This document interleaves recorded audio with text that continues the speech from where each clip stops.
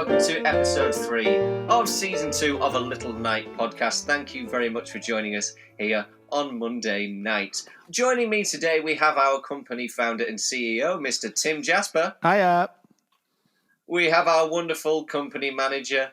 His smile is just beautiful. Beautiful, ladies and gentlemen. It's Mr. Adam Donaldson. Hello. And then joining us all the way from America, musician, composer, and lyricist, the wonderful Kevin Lynch. What's up? So today's episode is called Unpopular Show-pinions. We've taken a bit of inspiration from the Radio 1 show, Unpopular Opinions, and then I've also taken some personal inspiration from a wonderful book by the fantastic Diana Rigg called No Turn Unstoned. We're going to be discussing today some of the worst reviews that have ever graced our newspapers and the internet over the years. And I'm going to kick off the discussion tonight with the film adaptation of Cats. Ooh. Now, I'm pre-warning you all, guests. I'm giving you some slack tonight to really speak your mind, all right? We wouldn't normally be allowing that on our podcast, but tonight we're just going to let loose. So, the film adaptation of Cats, I'm going to open with my favourite line from a review of that film, and it was, somebody put, it was the worst thing to happen to cats since dogs. That's the best one that I've read. What does everybody think about the film adaptation of Cats, out of curiosity? I'll go first. I haven't actually seen it. Good, I don't feel so bad. Yeah. the stereotype, well, the film that had around it, I didn't really want to see it because it was having that much of a negative impact. That was a bit like, and then you didn't want it to be ruined for you if you watched it. And I don't actually think the show's. Obviously, I don't think it's on the best, but I don't think it's the worst ever. So I don't want I seen it in the theatre. It was one of the first shows I seen in the West End. Some might say that's unlucky, but I kind of enjoyed the experience, so I didn't really want it to be ruined by seeing James Corden as a CGI as a cat. But, is there anyone else that's seen it? I've seen it, yeah. You sound so thrilled. Yeah, it was about as dire as the rest of Andrew Lloyd Webber's work, to be honest with you. I don't even like the musical, the staged version. It's just, look, it's a dancer's dream. If you're a dancer, Cats is probably a good starting show for you, because who the gets to be? Sorry, you have to bleep me. You're gonna be here. You're gonna be up all night editing this podcast. That is the level we're at, ladies and gentlemen. The first ever curse. Right? We've done the first season. We got all the way through without swearing. We're on our best behaviour. We're 3 minutes and 25 seconds in. Do you know what? You've set a precedent now, Kevin. I think we should let's just go all out. Guns are blazing. Well, it depends on where you post this, but I'm not a fan. I saw Cats once, a staged version. The only song that people really care about going to hear, which I don't get either, is Memory. No. It's one memory. She only had one memory as a cat. She didn't have multiple. There's no S in Memories. Cat with some kind of degenerative mental disorder or something. They all had degenerative mental disorders. It was cats. Yes. I don't like cats. I don't even like the animal because they don't come up and pet you. It's like, where's the cat? Where's the cat? It's not even in the house. You don't know where it is. It's under the couch. It's somewhere. I'm a dog person. You know why they didn't make Dogs the musical? Because they don't need to. Because dogs are already superior. Flawless. Yeah, they're already better than humans, aren't they? So I'm going to throw a spanner in the works. I love Cats. It's one of my favourite of Lloyd Webber's. I do, because they're so well written to match the poetry of T.S. Eliot. I just love it. And I haven't seen the film. I haven't seen the new one. I've seen the original stage show that was filmed in 90-something. 93, was it? 94? But I really like it. Apart from Memory. I can't be doing a Memory. Actually, I was on a cruise over in Florida a couple of years ago, and Cats was the entertainment on the cruise ship, and you could tell there wasn't a lot of theatre loving people on there, but obviously they got it as part of the entertainment, so they obviously go and see the show. And as soon as the Jellicle song for Jellicle Cats had finished, you saw about, I'd say 20 to 30 people just leave the seats and just leave the auditorium because I think they were like, "Nah, this isn't my kind of thing." Like, it's just Tim sat there on his own. I just love it, and Adam, it's Royal Caribbean. Yes, Royal Caribbean, yeah. Yeah, because I was asked to be the rehearsal pianist for the Cats rehearsals for Royal Caribbean, and I was like, nah. I can't put myself through it. Nope. I don't want to go to the Jellicle Ball of Jellicle. Well, I feel like if this is the kind of reaction we've got from the first one, then the second one I found there was someone on Broadway World who put that Miss Saigon was the worst show that was ever written, and gave no reason of explanation for that statement whatsoever. That is incorrect. I think it's better than Les Mis. However, well, I think we've already established it's better than Cats. Oh yeah. I disagree with him. No, it's way better than Les Mis. Les Mis is one tune for 3 hours. I like Les Mis. It's epic. You know what Les Mis is? It's too much of a UK attraction now rather than a musical. People come to London thinking, it's true. No, I they can't go, agree with that. I want to go to the West End. I want to see Les Mis. There's other shows. Go and see a show. Don't go and see an attraction. No, it's a good show. Saigons. Like from start to finish, it is a good show. No, Well, every time you see Les Mis, it's a confused show because everybody's in a freaking Cockney accent, and it's the French Revolution. Yeah, I don't understand that. God, everybody, I love the British accent, but why is everyone Cockney? Like they're from Essex or something. If you were to pick another British accent that you could use, I know what I'd would it pick. be? Could you imagine a Scouse Les Mis? I don't know. The Thénardiers are always got this Cockney accent, and it's really like harsh, and no. It doesn't fit the French Revolution. It should be a French accent. Actually, talking about the Thénardiers, the Master of the House is my least favourite. Oh, yeah, I was going to give it that. Les Mis. I really don't like that. I think that's why Michigan's better, because at least you have like that Oriental feel and the American feel, and like it actually is true to what it's about. And the Asians love it because it's the only show, well, aside from a few others, that they can actually be cast in. Yeah. It's not a racial thing. It's true. Yeah. I mean, it's... Yeah. I mean, there's that. There's The King and Pacific I. Overtures. And, yeah, there's like a handful of shows that Asian people can be in. So I think it's good in that context. Why God Why is probably the least enthusiastic song for me to play and be part of. I don't know if you know Why God Why. It's an Adam's Rep. Like, Yeah. it's one of the songs that just come from that show, and it's like what is your least favorite musical ever? I know mine. Annie. And yours is Annie. I agree with that. Mine's Oliver. 100% agree with that. Oh, Annie, Oliver, any of the ones that surround themselves around children, I do not like. Matilda, I don't like that one either. Oh, Matilda, School of Rock. Oh, I was saying, no, I think I mentioned it in the last series. There's actually a female equivalent of Oliver with entirely different songs, but the same plot line, and it's just called Olivia. And it's the worst thing. I did it at primary school. It was the worst experience of my life ever. Because I didn't like children when I was one. So, I mean, could you imagine that? Just awful. I'm not a fan of Joseph. I think of all the Lloyd Webbers, Joseph's bottom of the pile by a mile. God awful.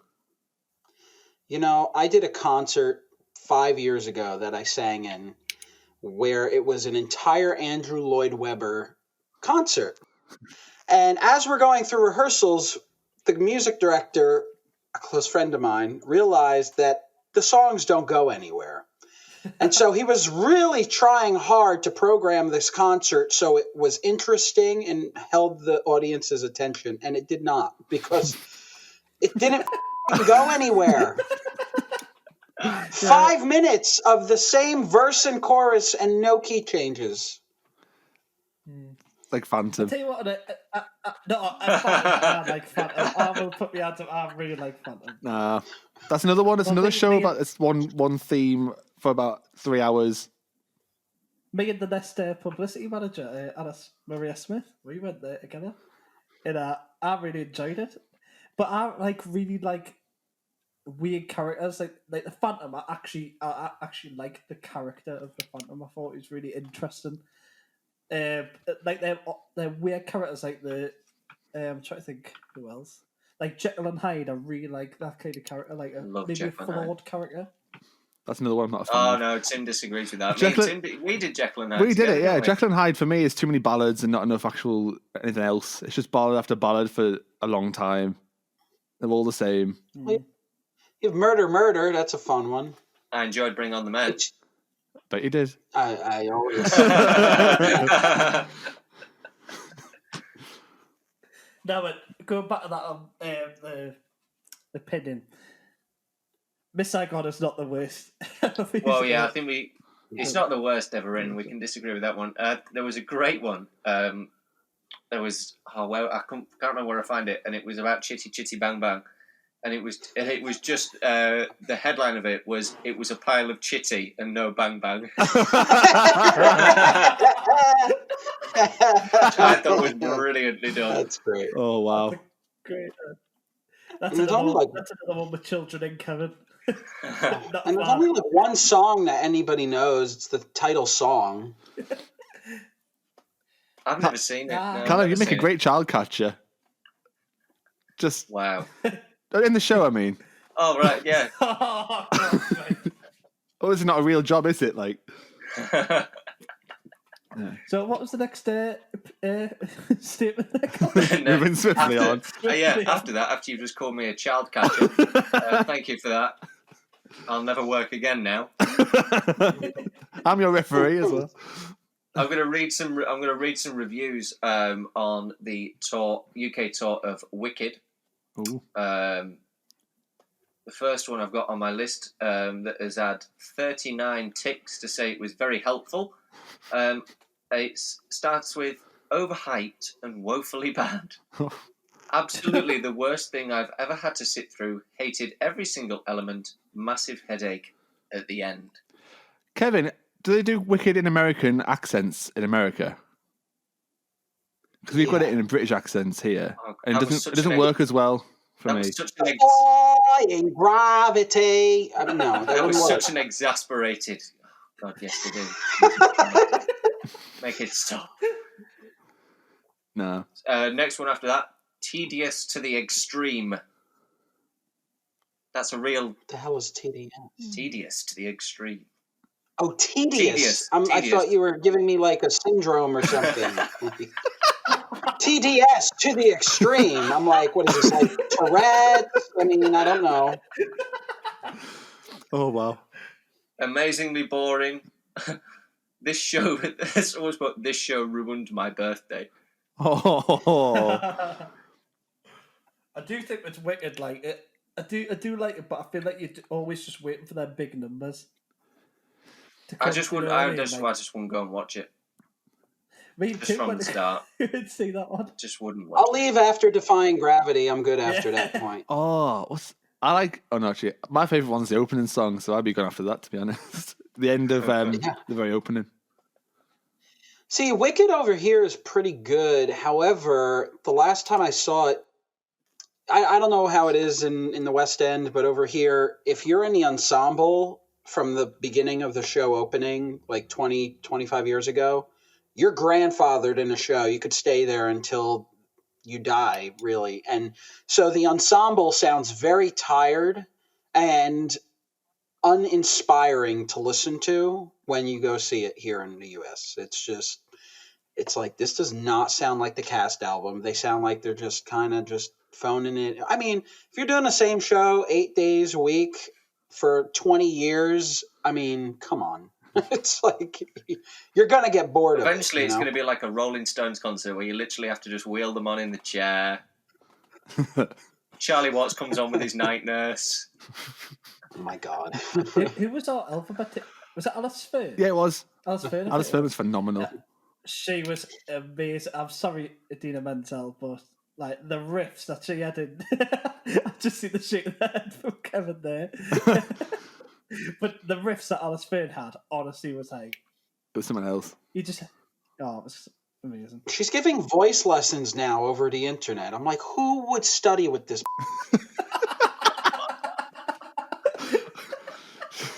She's a bit.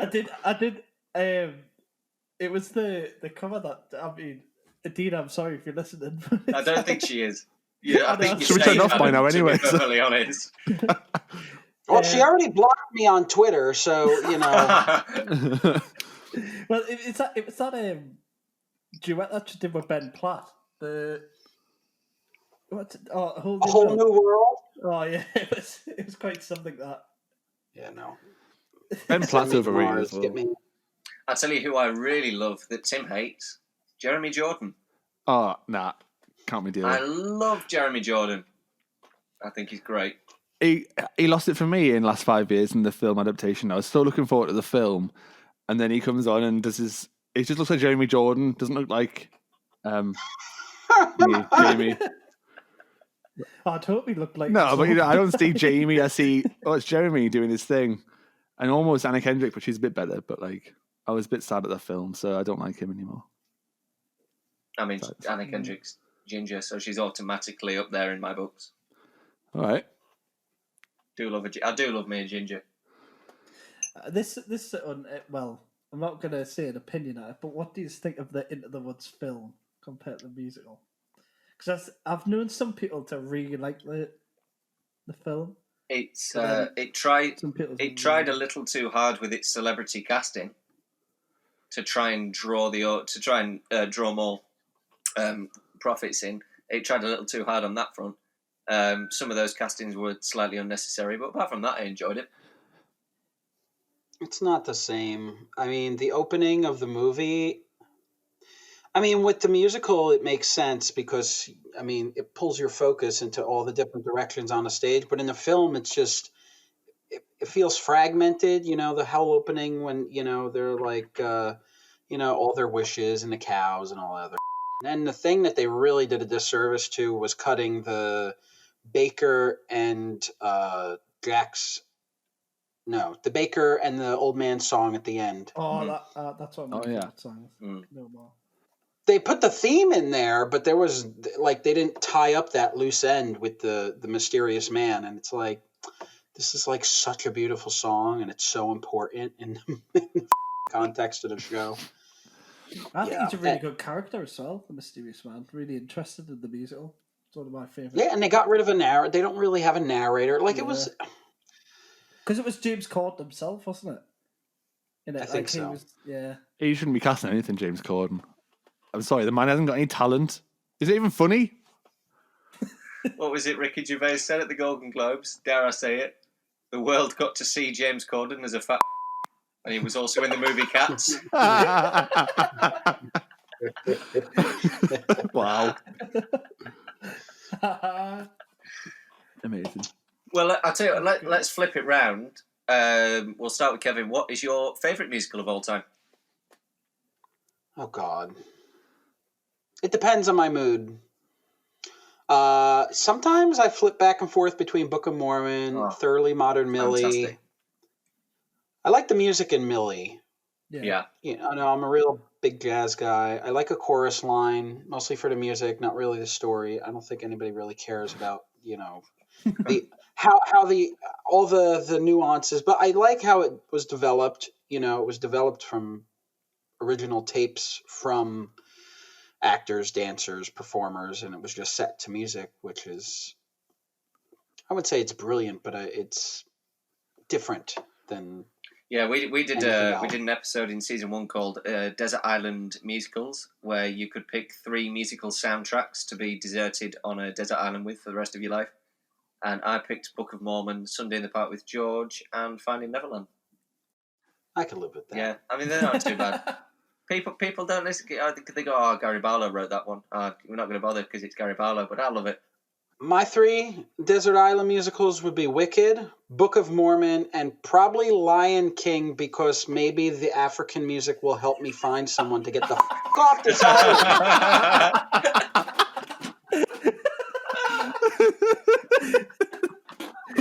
Fantastic. I love it. Oh, where were you for season 1? Could have done with that energy. Wow. Imagine the opening, you're like, Savannah, and then there's like... And it's like, oh, look, they're there the whole time. They were going to eat me, but now they saved my life because I brought Lion King to the island. What about you, Adam? Favorite musical of all time? Oh, that is a difficult one. It's probably either... I really like Les Mis. It's got a special place in my heart. It does. But also, I really like Last 5 Years. I really like that. Yeah. So, what about you, Tim? I just love I just think it's really... Oh, sorry. That's right, go on, you keep talking. Yeah, go on, Adam. It's all right. It's all right. Yeah, we'll just, not like we're on a time limit or anything, either. I was just saying that I really like... I think it's really interesting seeing how the relationships contrast, obviously, how Jamie starts at the beginning of the relationship, doesn't mean Kathy's at the end. Yeah. And just seeing how it differentiates. Different. I didn't even want to try and say it because I knew I'd probably know. But yeah, I think it's just a lovely... I think some of the songs are amazing as well. But, yeah. And Timothy? I think my favourite's West Side Story. I always and ah about which ones they are, but West Side, it's just phenomenal. It is. I agree. It is. Yeah, really good. I mean, Bernstein, definitely one of the greatest musicians of the last 100 years, if not the... Well, I during my time at university, I did a musical that was considered one of the worst of all time, also, and that's Moby Dick the Musical by Cameron McIntosh. Considered one of the worst of all time, and I was forced to do it in my second year at uni. Did you have a whale of a time? I played the headmistress as well. That was the worst bit. You should have seen me as a woman. It was a spectacular sight. Wow. Sounds almost as bad as Titanic the musical. It went down about as well. He's back. Oh God. But yeah, I'm trying to think of another. One of my other favourites is Kinky Boots. I do like Kinky Boots, but not a lot of people like it. I'm not. Tim, why do you not like it? I'm not a fan. It's the music. It's just basic. Like, I'm a fan of going away and studying all my Sondheim scores and finding like the genius within. Cyndi Lauper isn't a genius. She's a pop star. She's done her thing, and now she's made musicals to make some more money. But like, it's not great. Nah, not. But it's a jukebox musical. Yeah, jukebox. It can all go. Yeah, but it's the same as We Will Rock You. It's like Mamma Mia. You don't go for the story. You just go for the music. Nobody goes for the story when you see the jukebox musical. I wouldn't go because you get an audience that sing along and clap in between people singing each line. Can't be doing with that. I hate the audience sometimes. The audience ruins theatre and also the point of theatre. So it's a double-edged sword, isn't it? It's getting worse now. People feel they could just like scream and shout during. One of my videos, I really just ripped into some audience. I was speaking of Les Mis, it was some like high school doing an awards performance of Les Mis, and it's like they were doing One Day More, and Valjean comes out and he sings One Day More, and everybody's like, yeah, and I'm like, shut the up! I can't hear. It's so stupid. It's not a rock concert. I agree. Even like I went to see Sister Act a few years ago. And we counted the amount of people that left to go to the loo during Act 1 was 45. Like, who's going to see a professional show and going to the loo in Act 1? Like, wait till half time, go before the show. You know what you're here for. I can't be especially with how expensive theatre. Or don't let them back in. Say, right, you can go to the loo, but you can't watch the rest of the half. You can wait until Act 2. Like, not about that. There is nothing worse than being sat in the middle of a row, though. I feel like being sat in the middle of a row makes me want to pee more than if I'm sat on an aisle seat. Uh-huh. As soon as I sit down, I'm like, I need to pee. And that's before the first half's even started. I'm like, I need to pee. I get paranoid because I think, I'm going to embarrass myself here. for a professional show, like I've paid quite a bit of money to go. I'm sitting in that seat until the ushers are ushering me to leave. Yeah, Adam's got his Lucozade bottle out. He's like, I'm not going anywhere. I've got this empty just in case. Oh no! Sometimes I pee just to get the hell out of the theater because I can't stand whatever the hell I'm watching. It's an easy method of escape. Yeah, I think I've done that once. Kevin, have you ever left a show early? Yes. Which one? It was some children's production or something, and I'm like, I can't sit here and watch these do their thing. I can't. This is not good. This is not Pretty good. similar. It was Oklahoma. I went to watch. Oh, hell no! It was a children's production of Oklahoma. Like, oh, you need to come and watch, Callum. You need to come and watch. I was like, I don't need to come and watch, do I? I can't remember who invited me now, but anyway, yeah, I left in the interval. It was it was just diabolical. I hope that the person who I knew that was in that show doesn't listen to this podcast. Sorry. Well, the girl that invited me and gave me the ticket, she was like, I was looking for you at intermission, but I couldn't find you. And I'm like, I left. Wow. I didn't tell her I left. I'm like, yeah, I couldn't find you either. You know, the 10 people that were there, we got lost in the crowd or something. I have no idea. That's good. Have either of you ever left during an interval? Adam and Tim? I've only left once, and it was a panto, and it was an awful panto where it was like, it was awful. The energy was bad. Yeah. The singing was awful. It was just dreadful. It was in the Empire in Sunderland, and I was like, I couldn't hack it. So I feel like Adam's too polite to leave during an interval. I feel like he'd sit through the mental torture just out of manners. Well, I don't think you will. I don't think I have. No. I don't think there's I one have, no. time I went to see the Wild Party. I went to London to see it, and it wasn't the Wild Party I was expecting to see. It was the other one, and I was like, this doesn't sound the same. And then I realised, I was like, well, I've paid, so I've got to sit through it. So it was good. It was all right, but it wasn't the one I wanted. So that was a fun thing. Yeah. I think you've got to be of a certain temperament to leave the show early, and Adam is not of that temperament. I feel like it's probably me being tight with money, but I'm like, I've paid this money. I'm sitting there, I'm making. You are tight with money. I will give you that one for free. that is one I'll offer you up straight away. Why not just get the bootleg and see if you even like it, and then pay for it? Yeah, that's a good idea. That's a good idea. I'll take that advice into consideration, Kevin. That's what I'll be doing next. But careful you don't get in trouble, you'll be lynched. Oh, God. I see what you did there.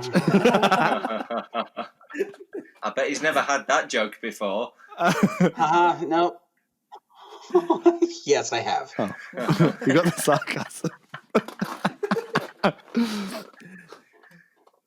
Yeah, so you left a panto?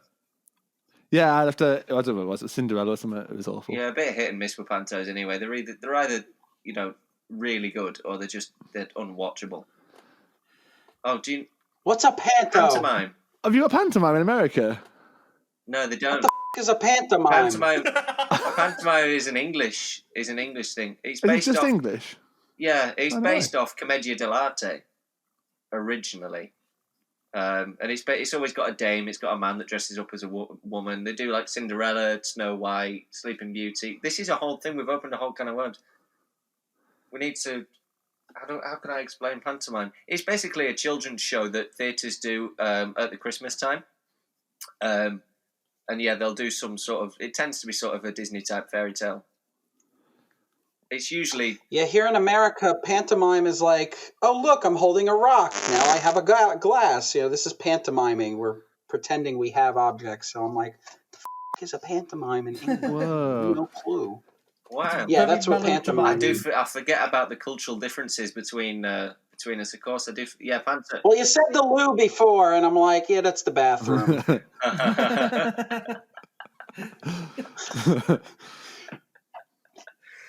We could play one of those British games that you see on YouTube where you have an American and a Brit, and they're like, they say one word and the other one's like, well, that means this in our. Oh, like a slang. Yeah. All right. Well, I'll tell you what.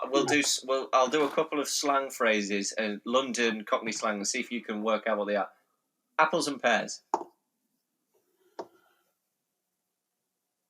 My brain went to dirty stuff. No, it's not. It's not. So Cockney rhyming slang. Usually, the second word of the slang rhymes with something that they're referring to. So apples and pears would be stairs. Even I didn't know that. Wow. Me. A Ruby Murray is a curry. A what? A Ruby Murray. Yeah, I have no idea what the hell that is. Kevin, why do you give us some American terms that we'll translate to English? Yes. American terms? Yeah. I know you guys don't drink coffee. You do your tea. No. I have no idea. I need a game. I need to Google. We'll It's gotta be a yeah. I don't know, but then again, I don't know. Do America really have those sort of colloquial terms that only Americans would understand? Well, we say bathroom. Yeah. Tomato. Thank you, Adam. Tomato. It looks like Anna, she's on it. Anna said one. Oh, and a fag. You guys say fag as cigarette, and we say fag as the gay person down the street. It's like, would you like a fag? It's like, excuse me? We've got dosh. You know what dosh is, Kevin? Is it like a... No, it's different. It's not, no. Is it like a... Is it... No, just tell dosh me. Dosh is money. Yeah, no, I would have never guessed that. Wow. I feel like we've just created an episode, though, Kevin. So if you want to come back and do Series 3, I'll create a British slang game, and I'll give you two. Give you two that are real, and then one that is just completely made up, and you just have to work out which one is real. I think we've just made a whole new episode for Season 3.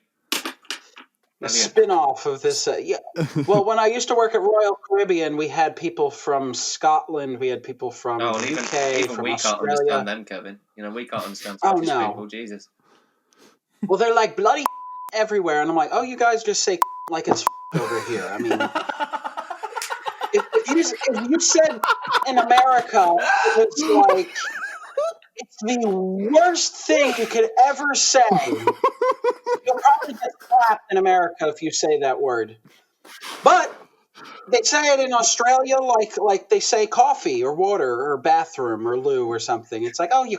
It's like... I heard it in Royal Caribbean, and I'm like, oh, you people just like throw...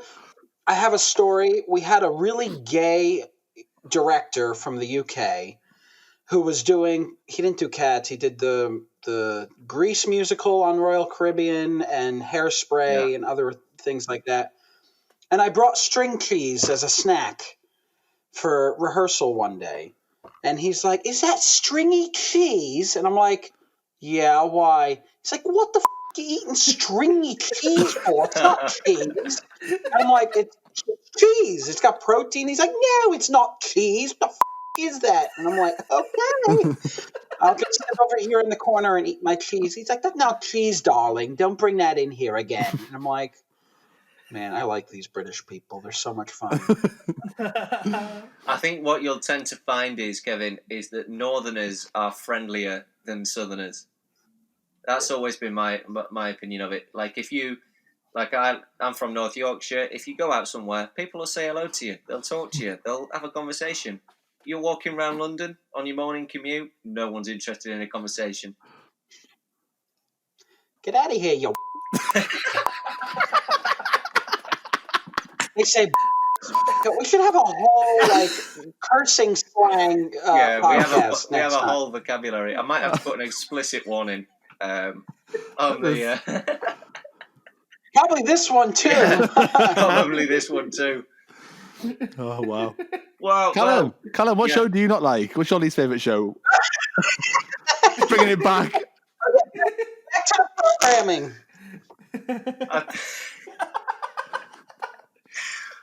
Well, I think we're going to wrap it up there. I think we've certainly put show business to rights. We've put linguistics to rights. So thank you very much for joining. I don't quite know how I feel. That was probably the funniest 35 minutes of my life. Thank you very much, ladies and gentlemen. I hope you join us next week for another episode of the Little Night Podcast. But from myself, Tim, Adam, and of course the wonderful Kevin Lynch, thank you very much, ladies and gentlemen, and good night.